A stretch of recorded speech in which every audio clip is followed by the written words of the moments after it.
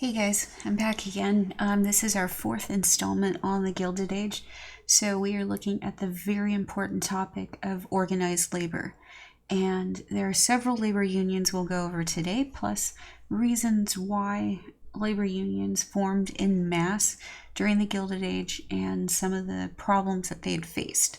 So, without further ado, let's go ahead and continue on to our discussion on labor unions. So, the first labor union we're going to go ahead and look at today is the National Labor Union. And this was formed post-Civil War, so they're going to be our first national labor union. And they don't last that long. They only last until 1872. But some of the things that make them pretty unique is that they're going to support skilled workers, but they don't exclude unskilled workers or farmers from their labor union. They, also said, yeah, you guys can join, which is kind of unique for labor unions at that time. Though their race relations wasn't that great. I mean, they did very little to help African American workers. So there's going to be an offshoot of the National Labor Union. It's going to be the Colored National Labor Union that will go ahead and go be a union for African American workers. So labor unions at this time are definitely going to campaign against Chinese workers, and that's one thing about labor unions, because they don't want to, of course, help out the Chinese because they saw them as job competition out west. So that will be a big reason why they're not supportive of Chinese immigrants. And so the reason why these guys are short-lived, though, is because they do focus a lot on politics and on monetary reform, which we'll get into a little later.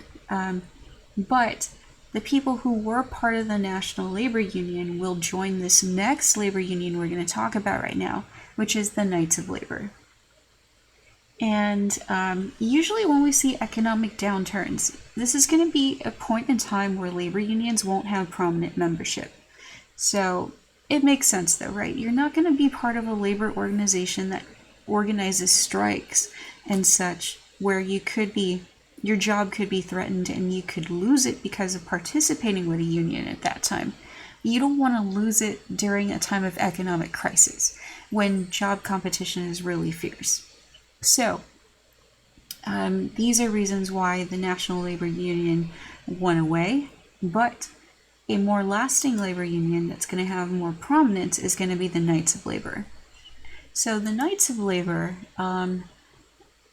initially is the Noble Order of the Knights of Labor. It's founded by Uriah Stevens in 1869, and they act secretly because, labor unions, as we'll see in a bit, are often attacked by big business, and, they utilize government to go ahead and attack these unions. So, yeah, it makes sense that these guys would act in secret because they don't want to get found out.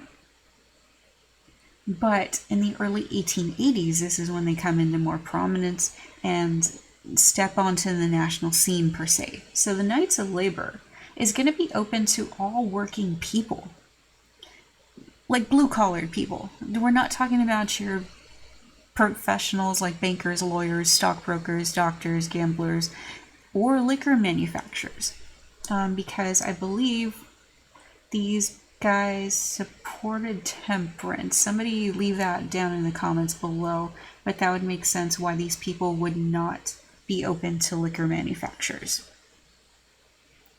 So, here's a Knights of Labor motto, and this is what we see here. Their motto is, an injury to one is a concern of all. So, these are the general tenets of the Knights of Labor.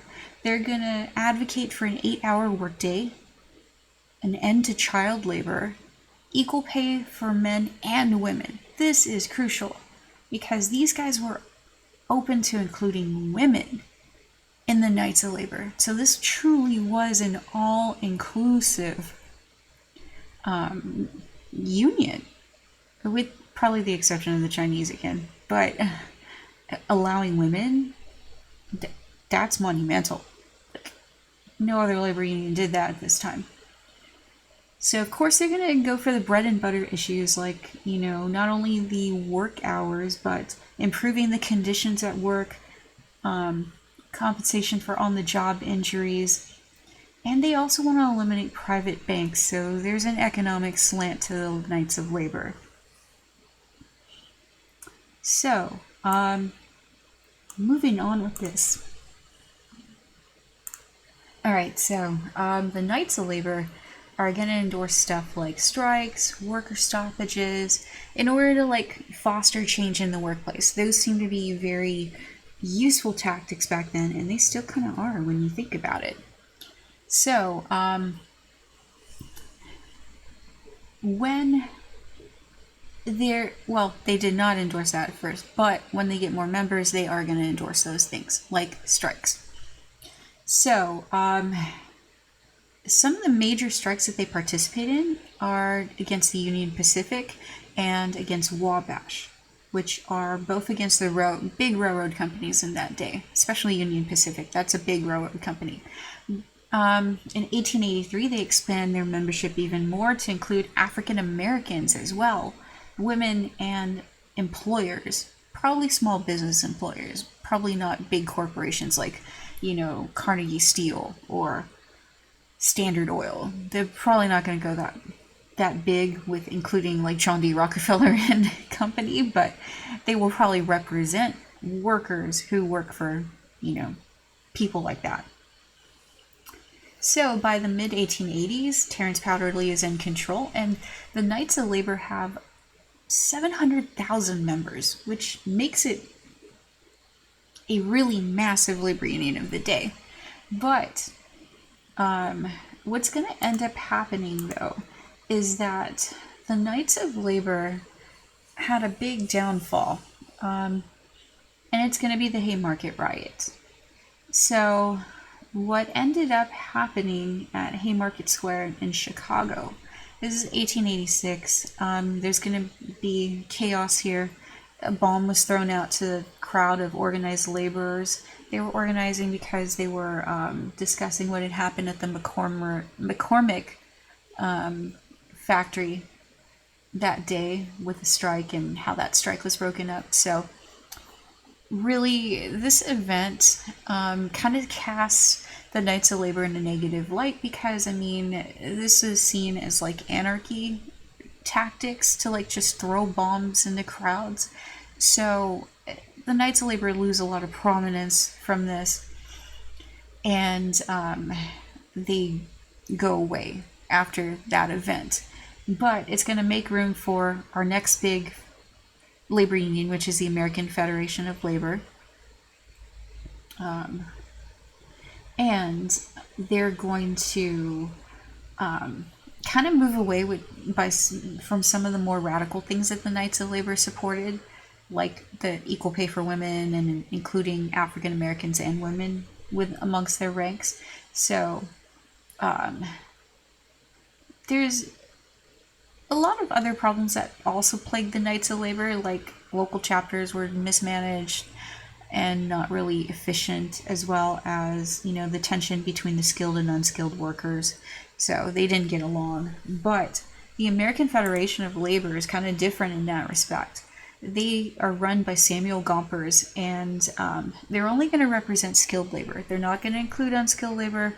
They're not going to be all-inclusive like the Knights of Labor were. Plus, they're less radical. They don't delve into politics or economics. They just stick to the bread and butter issues. So better pay, better conditions, better hours, And the Knights of Labor had tried to form their own political party. These guys will support candidates in politics, more on the local and state levels, but they won't fully participate in politics by forming a political party. So they're going to be the largest labor union for a long time afterwards. And they do allow segregation in their chapters. So when African Americans are able to join, it's going to be in segregated chapters. So they also support the renewal of the Chinese Exclusion Act because, like we said, the Chinese represented a competition to their laborers in the West. So another major labor union at this time is going to be the United Mine Workers. Now, they're kind of modeled the same way as the American Federation of Labor. They go on to help achieve that 8-hour workday that the labor unions were striving for. And some of the more important figures amongst the United Mine Workers would be people like John Mitchell, John Lewis, and Mother Jones. So there is a clash that happens amongst the United Mine Workers and the police in Latimer, Pennsylvania. This is the Latimer Massacre. There was a march to support the unions at this time, and 19 of the miners are killed by the police. And then we have the Ludlow Massacre. This happens in 1914. 20 people, including women and children, are killed by the police as they're breaking up this tent village colony thing that the families of the miners had formed after they got evicted from the company housing. So these are just some things that happen under the United Mine Workers.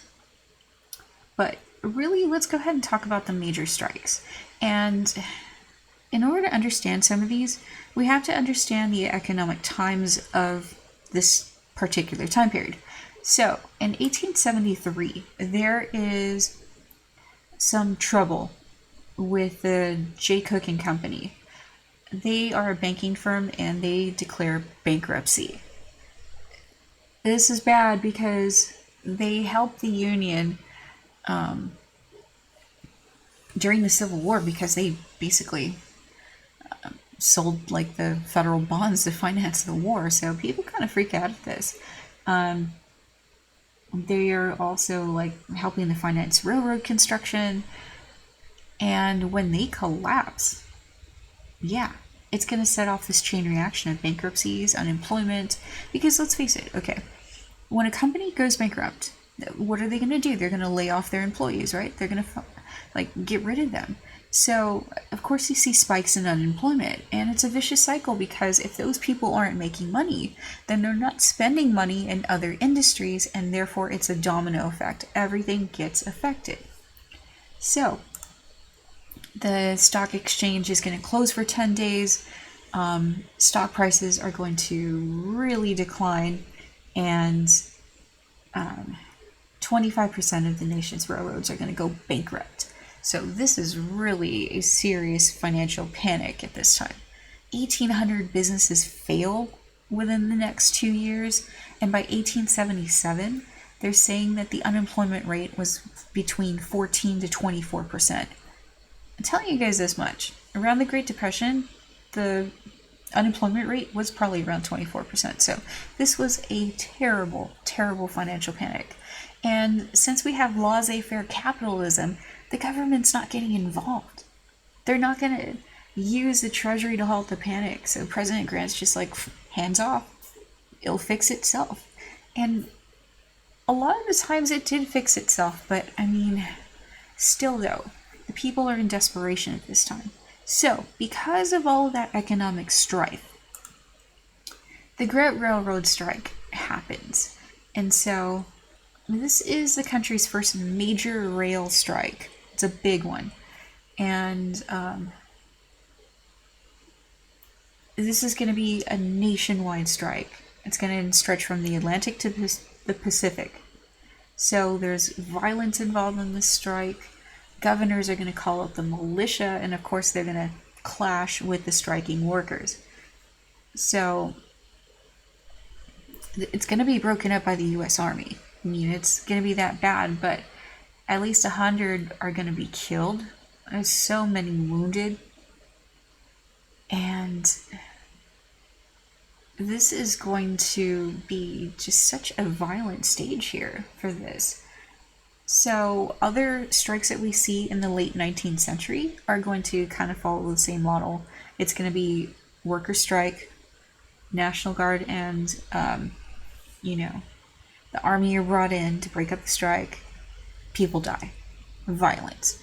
So it's that vicious cycle. The government will 100% back up big business during the Gilded Age and not the people.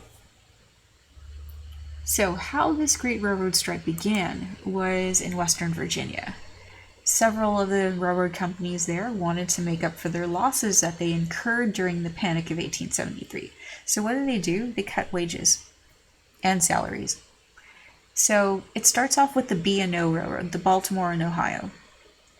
They're going to cut workers' wages by 10%. And of course the workers are going to go on strike, right?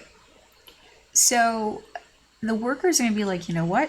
No, we're just not going to work on the trains until you get rid of that 10% cut. So violence is going to break out when the governor sent the militia and people are killed. So the National Guard is going to be requested to break up this strike. Sympathizers surround the National Guard, threw rocks at them. Soldiers are going to come out firing. 10 of the strike supporters are killed. Many more are severely wounded, and one soldier was even wounded. But fight after fight is going to break out. And eventually, the governor is going to ask President Hayes to send soldiers to Baltimore to go ahead and break up this strike. So when that happens, when the army is sent in, this strike is going to erupt. It's going to go across several cities. In Pittsburgh, there's sympathy for the strikers as well, including some businessmen, because they too had some problems with the railroads. Sometimes they were charged exorbitant rates to ship their items. So, yeah, it's kind of like this thing, an enemy of my enemy is my friend. It's that kind of motto when it comes to these businessmen and the striking workers. So, police and militia are brought in as well to Philadelphia. They support the striking workers. So, in Pittsburgh, so they had to get help from Philadelphia. So when the militiamen came from Philadelphia, of course, the crowd is going to be angry, throwing stones and stuff again. And what happens? The militia fires on the crowd, of course, killing men, women, and children. So the Pittsburgh strike here is going to... Oh, man, I can't talk today. The Pittsburgh strike is going to spread to other mill workers, at the steel mills, car workers, which, make those railroad cars, the train cars, miners, laborers, you name it. This strike is going to light a match pretty much across the country. So by the end of the strike, though, half of the freight is going to stop running, which means half of the things being shipped by railroad just stop. So the railroad's going to make some concessions. They're going to get rid of some of the wage cuts, but they're not going to, totally concede.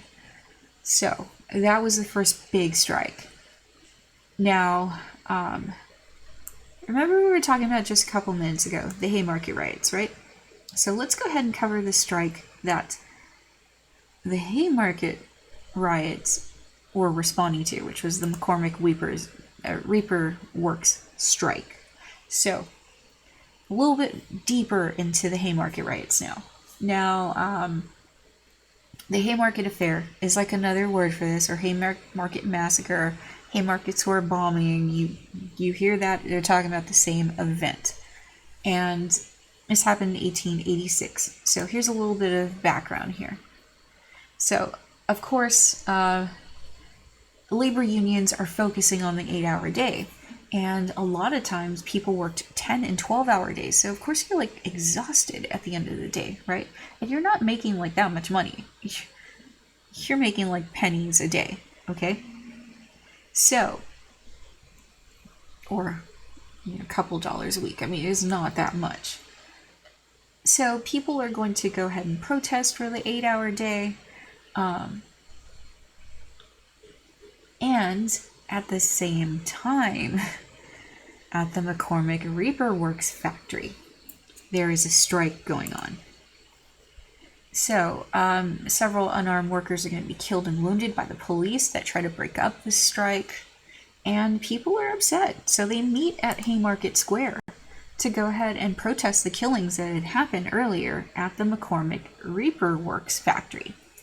So, police catch wind of this, and they're like, nope, we don't trust you guys gathering for a demonstration. So they try to break up the crowd, which was a peaceful assembly at that time. But you wouldn't know that by looking at these pictures, right? I mean, look at that top one. Doesn't that look kind of communist? Socialist? I mean, So, there's a bomb thrown out, and it kills 7 policemen. So, of course, the policemen are going to open fire on the crowd and kill and wound several of them. So, hundreds are going to get arrested. Nobody knew who threw that bomb, but they're just arresting these Knights of Labor members. And so the American public sees sketches like the ones we saw before, and they're like, dude, labor unions are like anarchists. They're radical, they're violent. We're not going to support them anymore. So that's why the Knights of Labor went away. But probably one of the biggest strikes that happened in the country, and certainly you can view this strike on the men who built America. It's going to be the Homestead Steel Strike of 1892. I highly suggest being like that clip, because it does a great job at explaining the Homestead Steel Strike. So, here's the thing with Homestead. Homestead is a steel mill owned by Andrew Carnegie. Andrew Carnegie is basically the nice guy in business. His associate, Henry Frick, is anything but. This guy is the muscle, pretty much. Carnegie, a nice guy. So, this mill that they own in Homestead, Pennsylvania, it was friendly to labor unions because Carnegie, was kind of fine with them. But here's the thing. Henry Frick does not like labor unions. So they're trying to work out a contract between Carnegie Steel and the Amalgamated Association of Iron and Steel Workers. This was scheduled to happen in June of 1892. All right, that's the labor union that's associated with this strike.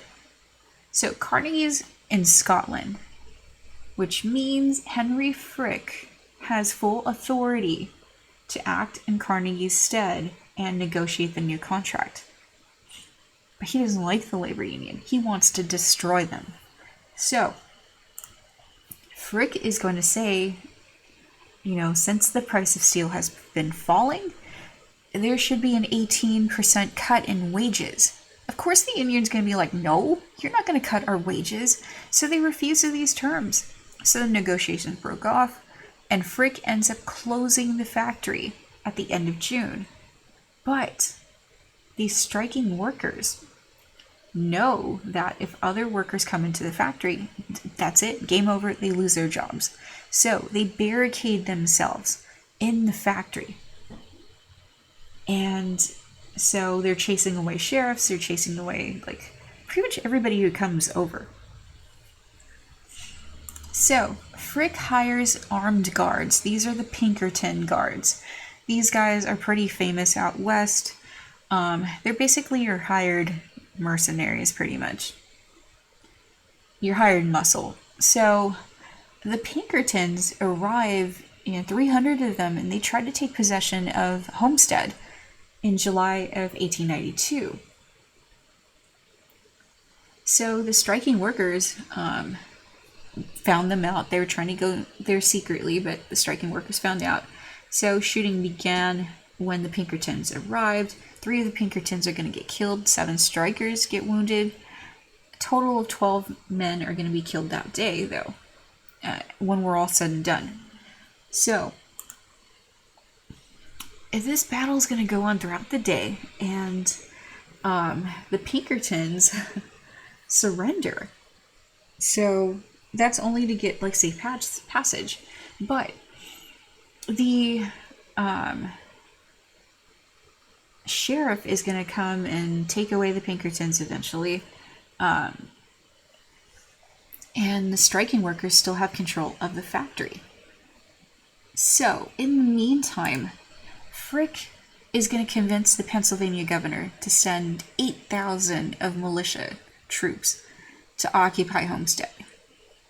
That's in July. So, on July 23rd, though, Berkman here, which Alexander Berkman is an anarchist, and he's like, dude, Henry Frick is bad news. He don't like labor unions.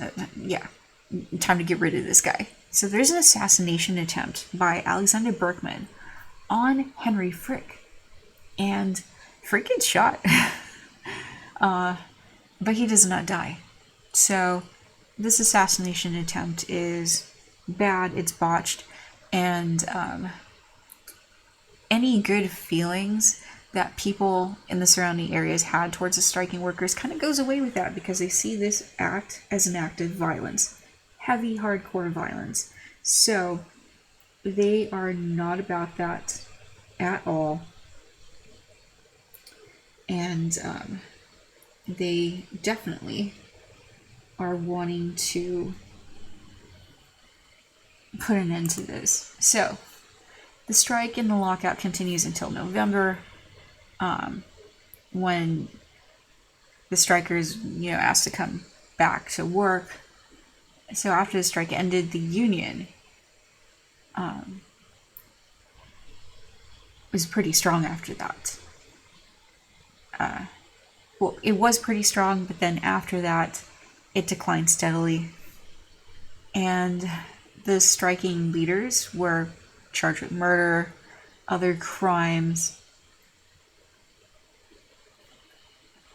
But the juries and the judges were pretty sympathetic towards their cause, so none of these guys got convicted. But in the end, they didn't get what they wanted. Wages were still lowered, hours were added, so it's kind of like it was all for naught. So, like I said, guys, during financial panics, this is when labor union leadership and organizations usually decline. Because, we're not going to strike during bad economic times. So, this panic in 1893 was the absolute worst, financial panic in history up until that point. The only other worse one is going to be the Great Depression later. And I believe the Great Recession was also as bad as this, if not worse. So, those are your top three, okay? So, some of the causes of this financial panic are going to be, too many people trying to buy up gold from the Treasury at once. I blame you, Jay Gould, for being kind of part of that. Well, no, they do their thing earlier, but still. He did try to buy up gold, and he did, try to cause... I think he actually was part of the cause of one of the earlier financial panics. But anyways, so major railroad lines are also going bankrupt. That's another big cause, and the stock market is collapsing as a result. So, what ended up happening at this time was a period of deflation, which means prices are going to fall, but that's because money is worth more. So it's kind of like this. Deflation is bad for people who borrow money, because let's say that you borrowed money during a time of inflation, where $100 was worth way less than what $100 would be during a period of deflation. So deflation is not good. Inflation is not good. They both need to be kind of managed. And this period of deflation in particular was really bad. So people are pushing for the dual coinage of gold and silver at this time. The Sherman Silver Purchase Act caused that run on gold because silver prices had tumbled. So everybody's enough of this, let's go with gold. So there's a lack of money for loans and investment, and yeah, this is going to cause bad financial times for the next couple of years. So again, businesses go bankrupt, 1,500 of them, 600 banks fail, 20% unemployment rate, 30% of the railroad companies go bankrupt. So this is a massive thing. President Cleveland does nothing. Laissez-faire, okay? Yeah, he believes that it'll get better in a couple years. That was just the attitude of government back then. I mean, seriously, that was the attitude. So, yeah, politicians just did not step in. They let the markets fix themselves. And of course, the people suffered in the process. So, strikes are going to have an uptick because of wage cuts. But usually it's a double-edged sword, like we said. You strike, the strike can be broken up, you lose your job anyways, a lot of the time. So, there's just labor unrest because of the bad economic times. Now, there's going to be this upswing in poverty, no help from the government. I mean, it looks like a dire time when you think about it. I mean, look at this political cartoon here. You could see a vulture standing over the gate to honest labor closed by contraction of the currency. You go one path, you go to crime and prostitution and ruin. You go the other path, you go to pauperism, starvation, and death. So, you see the graves right there? They're attributing them to John Sherman and to Grover Cleveland. So, yeah, this is like a dire cartoon. And I believe it says plutocracy up on the top there above the vulture. And you see the wealthy industrialists like standing by. So, dude. There's going to be some resistance to this. Coxey's army does form.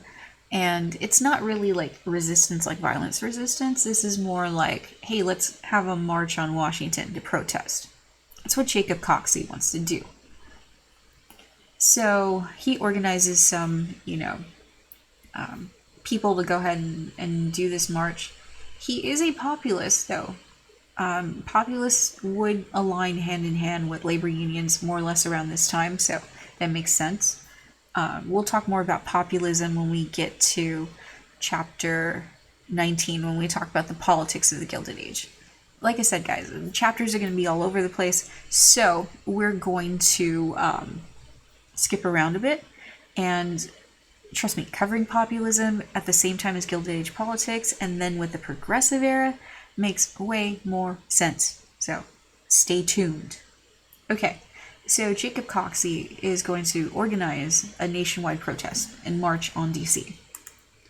So, Coxey believes that the government should print paper money, greenbacks, to finance public works projects to kind of like prime the pump and get people employed. So he's going to offer up this idea where federally issued bonds for public roads and stuff would put the unemployed to work.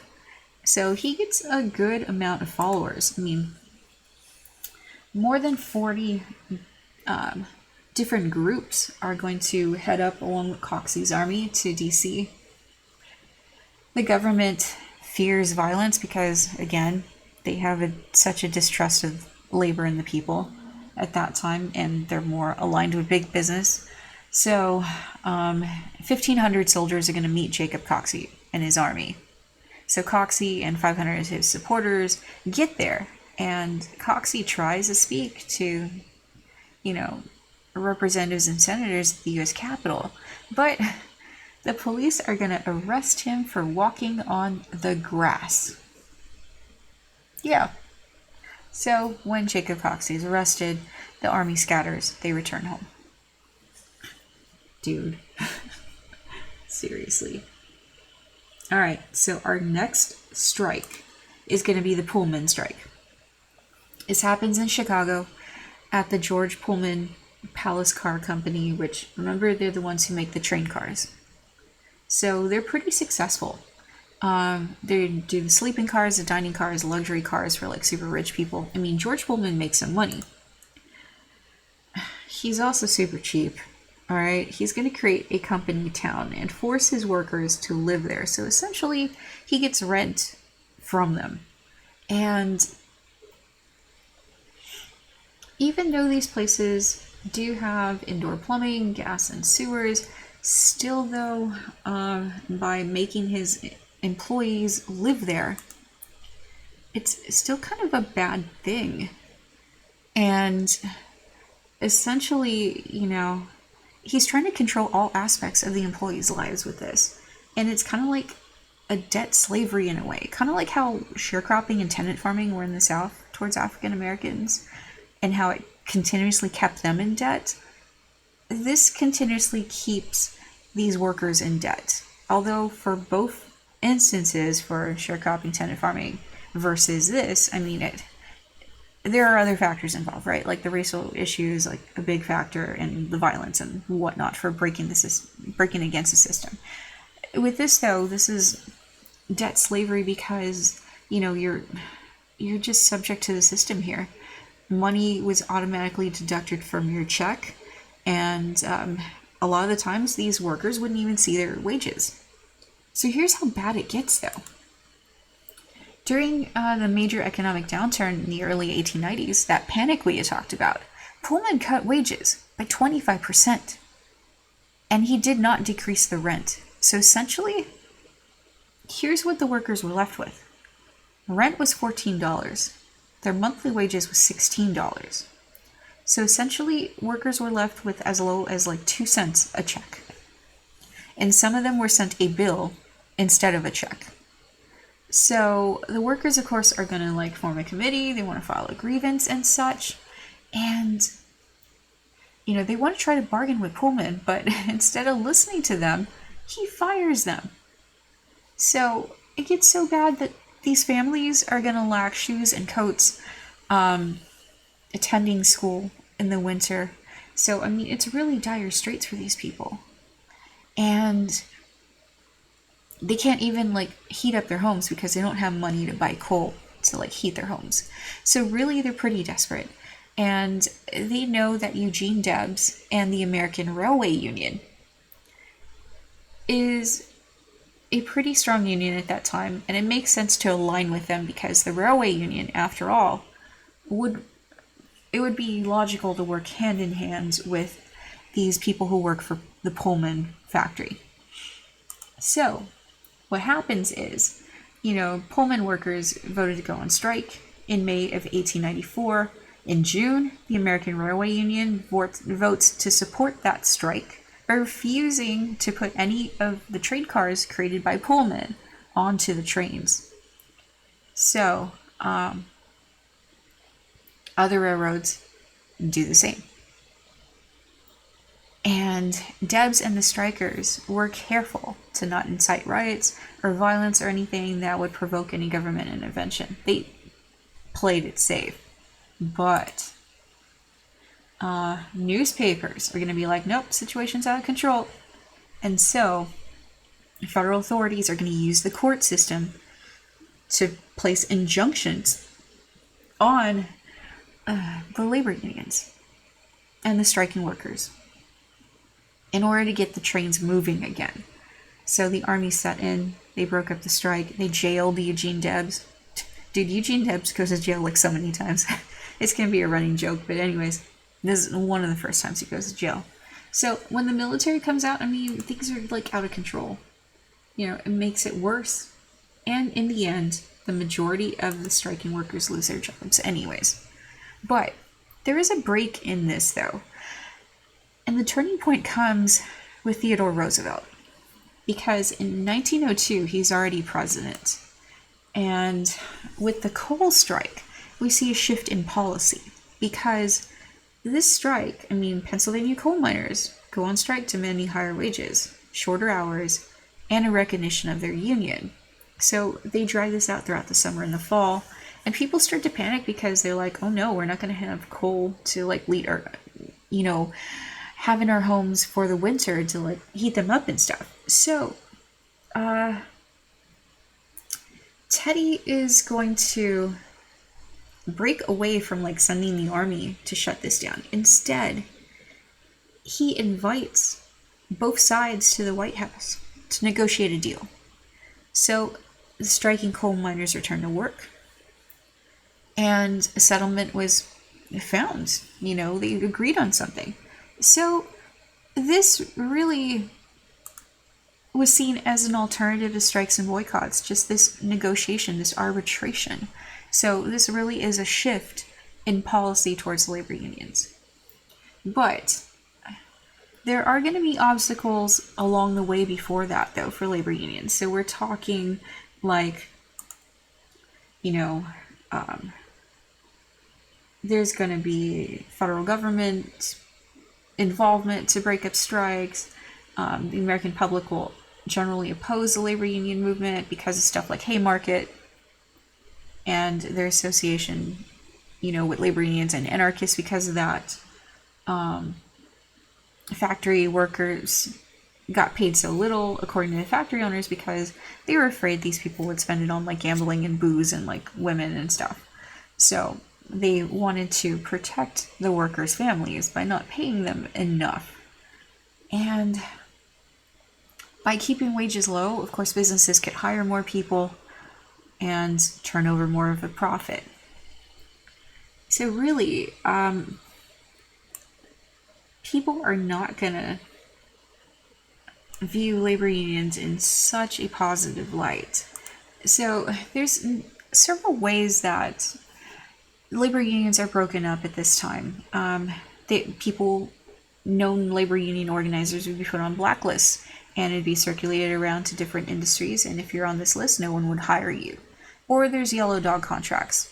So they wouldn't hire you unless you pledged never to join a union. And if you did, you'd get fired. And then there's the injunctions from the courts to prevent certain activities like striking. And if you did that, then the workers could be arrested. There's also going to be stuff like hiring scabs, which are going to be immigrants to replace the striking workers. So that would often lead to a clash amongst labor union organizers and some immigrants. So militia, police, hired thugs like the Pinkertons would be sent to break up unions or attack unions at rallies. The Sherman Antitrust Act, here's an interesting one. This act was meant to get rid of monopolies. But how federal judges use it instead is to get rid of unions and to stop strikes. The progressive era is going to make this right, but for now, during the Gilded Age, come on now. This is bad. So between 1875 and 1910, state troops are often called out to deal with striking workers. And, all right, back to like the scab thing with the immigrants. This is probably another reason why immigration wasn't really supported by unions. And they're going to blame the massive immigration for the surplus of unskilled workers. And that's why wages were so low. So you can see that here. And of course, the Chinese Exclusion Act. Labor unions will support this as well because, again, the Chinese, same reasons, right? Drive wages low, competition for jobs, and then the whole racial argument. So, I want to end off with this radical side of labor unions. We already talked about a couple of them. So, these radical ideas that we're seeing form at this time will be stuff like socialism. Marx and Engels have already written the Communist Manifesto. So, that kind of idea is already starting to circulate, where the workers are meant to own the means of production, like the factory, the equipment, the raw materials, and such. So, really, this is kind of the view of capitalism by socialists. Look at the bottom of this pyramid structure. We feed all, we work for all. So labor and farmers united under the bottom, holding the base for the wealthy industrialists. We eat for you. And then the wealthy industrialists hold up the base for the army, right? We shoot for you, and then the army holds up the base for organized religion, which communism is not really a fan of. So we fool you, and then organized religion holds up the rulers of the world. We rule you, and of course the rulers of the world hold up the almighty dollar, capitalism. So, Eugene Debs, going more with him, he is going to be a known socialist. He runs for president for the Socialist Party 5 times. So, again, his involvement with the American Railway Union and his involvement with socialism will make him kind of like an infamous person with the federal government. So he's going to be thrown in jail a lot. Even during World War I, he runs for president while in jail. So that's Eugene Debs. And with anarchism is on the rise at this time as well.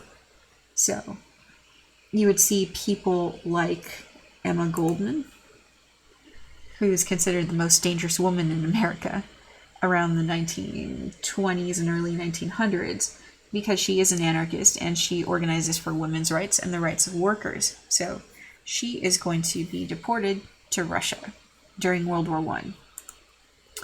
And then we also have like ideals of socialism kind of creeping into the works of like Edward Bellamy, looking backward.